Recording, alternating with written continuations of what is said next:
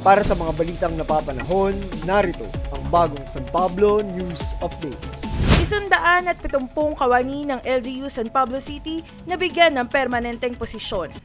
Sa nalolooban ng 7 buwang pamumuno ni Mayor Najib B. Gapangada ay kanyang nabigyan ng promosyon at permanenteng posisyon ang may 170 kawani ng pamahalaang lungsod ng San Pablo.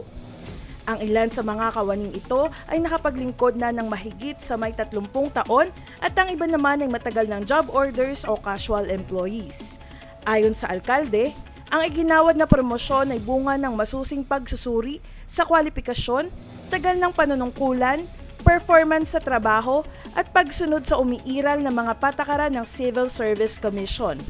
Sa ginanap na programa sa pagtataas ng watawat noong ika-23 ng Pebrero, ay nanumpa sa katungkulan sa harap ni Mayor Najib ang mga nasabing kawani. Ang pagbibigay ng promosyon at permanenteng posisyon ay pagkilala ni Mayor Najib sa dedikasyon, sipag at maayos na paglilingkod ng mga kawani. Kaya inaasahang mas lalo pang mapapabuti ang kanilang trabaho at serbisyong ibinibigay sa publiko. Dagdag pa ng punong lungsod, malaking tulong ang permanenteng posisyon sa mga kawani upang sa kanilang pagtanda ay may maasahan silang pensyon at iba pang benepisyo. The span of only 7 months, ang naipromote po natin ay mahigit ng 170 at nabigyan ng permanent item dito sa ating lungsod.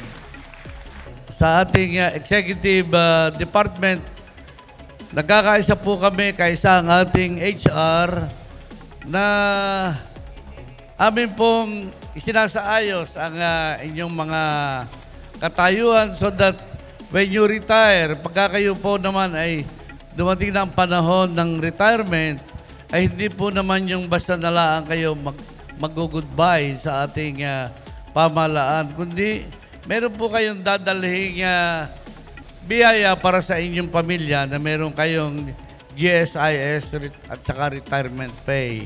Kaya palakpakan po natin ang ating mga kawani. At I would like to congratulate you for your very long services. Ang haba na po ng inyong mga serbisyo at kayo po ay marapat lamang na mapermanente na sa inyong mga posisyon. Ano po? Ito si Ira Diaz mula sa City Information Office para sa bagong San Pablo News Updates.